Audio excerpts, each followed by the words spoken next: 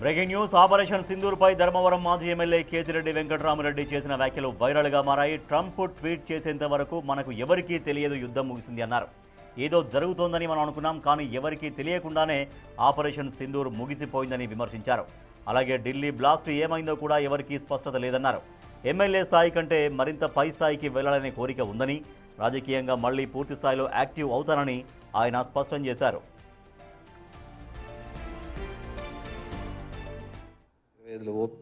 Operation Sindoor అండి. Operation Sindoor అయిపోయిన తర్వాత దాంట్లో ట్విట్టర్లో ట్రంప్ పెట్టేంత వరకు తెలియదు ఆ యుద్ధం ఆగిపోయిందనే విషయం. మనమంతా ఏందో జరిగిపోతుందని మనం అనుకుంటా అంటే ఆ ట్విట్టర్లో పెట్టేంత వరకు మనకు తెలియదు అనమాట ఆపరేషన్ సింధూర్. ఇంకేంది అన్నిటికంటే ఏషియా కప్లో తిలక్ వర్మ ఏదో కొట్టి గెలిపిస్తే పిఎం స్థాయిలో ఉన్న వ్యక్తి ఆపరేషన్ సింధూర్ పార్ట్ 2 అని పెట్టినారు. ఇది యాడికెనుకోల్లో ఢిల్లీ బ్లాస్ట్ సంగతి ఏమైందో తెలియదు. మనకి ఇవన్నీ పట్టవు, మనకి దీని గురించి ఆలోచించడానికి టైం లేదు. చెప్తున్నా కదా, రూపాయి వాల్యూ 91 ఎంతో అయిపోయింది. మామూలుగా మనం మాట్లాడుతుంటే ఏమంటా అంటే మా మా ఫ్రెండ్ అమెరికాలో ఉంటాడు డాక్టరు. వాడు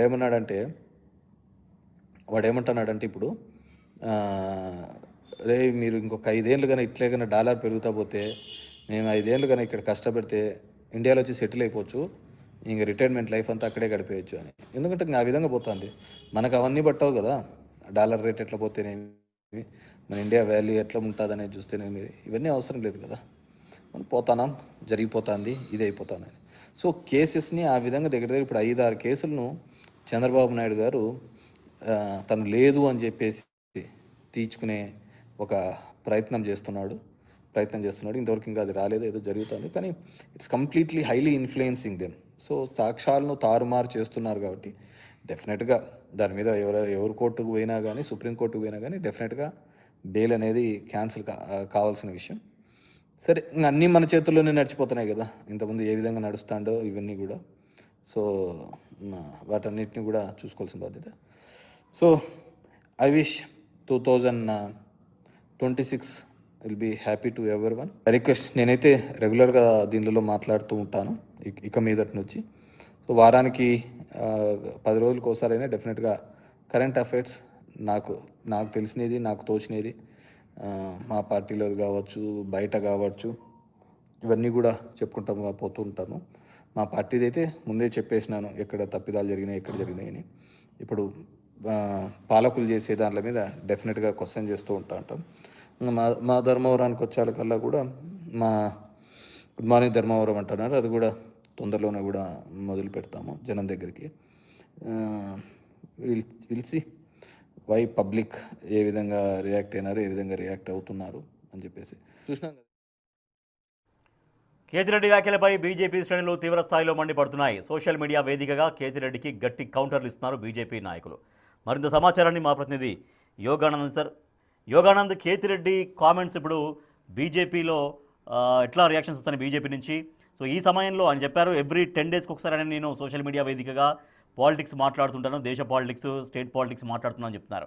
సో కేంద్ర ప్రభుత్వం గురించి, కేంద్ర ప్రభుత్వ వైఫల్యాల గురించి, ఆపరేషన్ సింధూర్ గురించి కేతిరెడ్డి చేసిన కామెంట్స్ పట్ల బీజేపీ నుంచి వస్తున్నటువంటి రియాక్షన్స్ ఏంటి?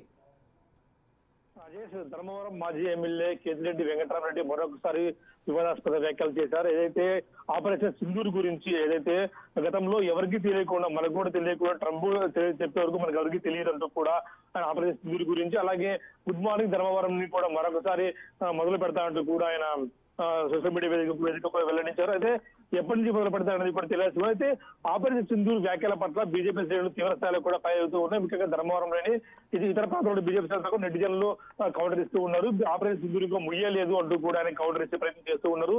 మీకు తెలియకపోతే తెలుసుకోండి కేతిరెడ్డి గారు అంటూ కూడా చెప్తున్న పరిస్థితి ఉంది. అయితే ఈ వ్యాఖ్యల పట్ల బీజేపీ నాయకులు ఇంకా ఎవరైనా స్పందిస్తారా, ముఖ్య నాయకులు ఎవరైనా స్పందిస్తారని కూడా వేచుకోవాల్సింది. ఎందుకంటే ధర్మవరం మాజీ ఎమ్మెల్యే, అందులో పబ్లిక్ లో ఎక్కువగా కూడా నానుతూ ఉండే ఎమ్మెల్యే కాబట్టి ఇలాంటి వ్యక్తులు చేసే మాటలు ఎక్కువ కూడా వైరల్ గా మారుతూ ఉంటాయి. కాబట్టి ఇప్పుడు బీజేపీ శ్రేణులు ఏ విధంగా స్పందిస్తారనేది కూడా మనకు వేచి చూడాల్సిన అంశంగా కనిపిస్తుంది. Rajesh. Right, thank you Yoganand.